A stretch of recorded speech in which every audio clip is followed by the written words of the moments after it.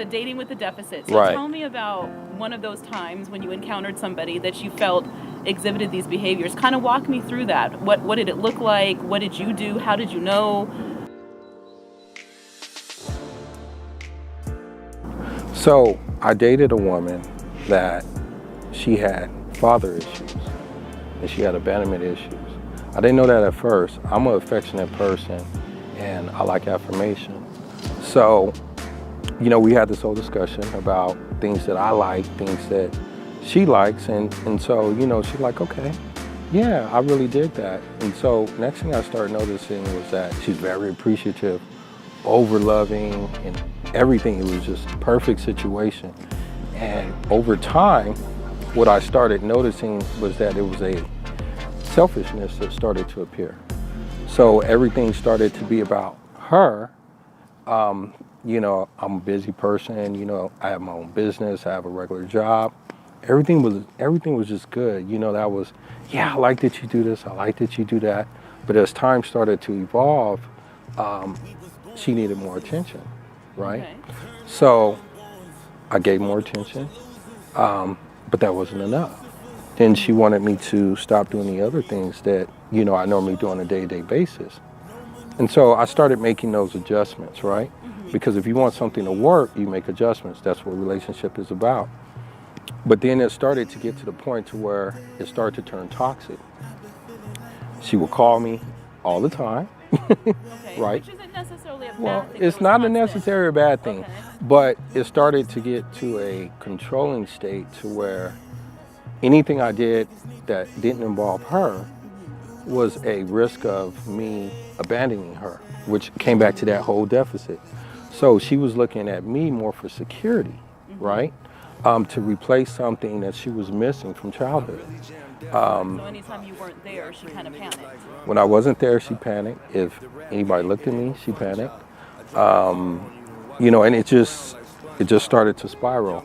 So this happened around month number 8. At first, everything was it was brilliant. It was brilliant. But as I started to notice these things, I started making adjustments, but you can only adjust so much, right? Once you start to realize that you're losing who you are, Because no adjustment was enough? Is that kind of... it was never enough. It was never enough. And that's what happens a lot of times when... That's because they don't know themselves either. So they're telling you Right. to make these adjustments, but Right. because they're not whole, right? They're not whole, right. There's never the right amount of adjustments you can make because it doesn't have to do with what you're doing. Right. It has to do with themselves internally, right? Right, because I can't fix your deficit. Now, what I can do, I can Band-Aid it. I can give you that temporary security, but at the end of the day, when you're by yourself, your mind starts to think, you start to feel these feelings come out, and then next thing you know, you start to have issues.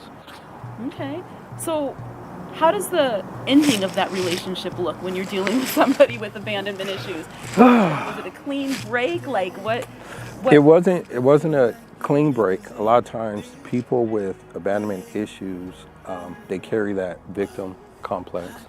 And the victim complex is when, anything that doesn't work the way they want it to work, it's as though you're purposely doing it to them. You're not giving me enough attention. You're holding back on me. So it was more kind of Yeah, things towards yeah. the other person, towards you. Yeah, right. And and there's a lot of men that deal with the same thing. Men have abandonment issues, which is kind of interesting, but for their mothers. Yeah, well, hey, yep, it happens on both ends. It's nothing that's specifically women or men, but when you date with the deficit, when you're not whole, you're never really you.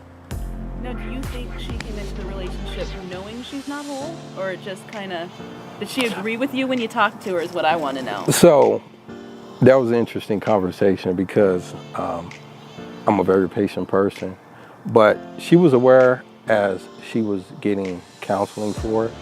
But what I tell people is that you're not ready for counseling until you're ready to be honest, right? To be honest, you gotta be self-aware, right? Dr. Because Phil says you can't change what you don't acknowledge. There you go. Okay. There you go. And I like the quote of, you don't know that you don't know until you experience something different. And so if you don't know that you have a problem, It's everybody else.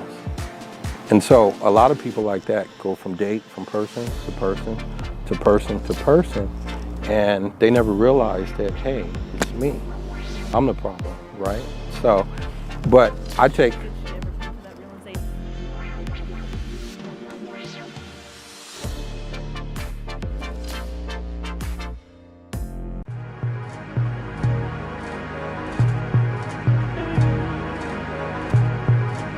We was born losers, turned into unborns, spawned a bunch of losers, turned Lucifers, special breed.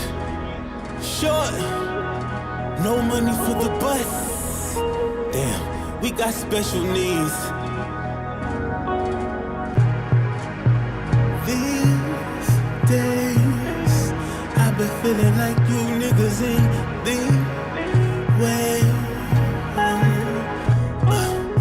I think you niggas need to be safe. You niggas need to be safe. You niggas need to be safe. Let's get it. Oh yeah. I really jam death like rum pops. Yeah, I cream niggas like rum pops. Huh. The rap game, it ain't no fun job. I drop a car on you and watch you walk around like SpongeBob. Young boy, but I never get seasick. Me without the mic is like seeing side me split. You undermine the history, the nine is imagery. I'm light years ahead of niggas, time's infinity. Sunshine, blue and red lights like one time. Porsche 911 on frontline, I talk that. Maroon Draco, Charlie Sheen in the case closed. No ceiling McLaren, no feelings I'm sparing. A-hole. Roaches in the food, we ain't hungry. Now my nigga can't get hungry without having roaches. Flights long distance, lifelong victims. I am hindsight to your fat chase. I am really Einstein. This is blackface. You a minor to police. I am like A minor to the police. Killers with a choice. Watch your tone, you don't wanna get your head blown by your nigga in the sky.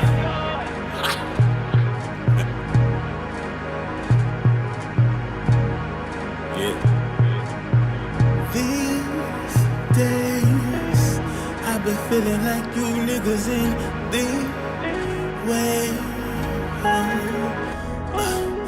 I think you niggas need to be safe. You niggas need to be safe. You niggas need to be safe.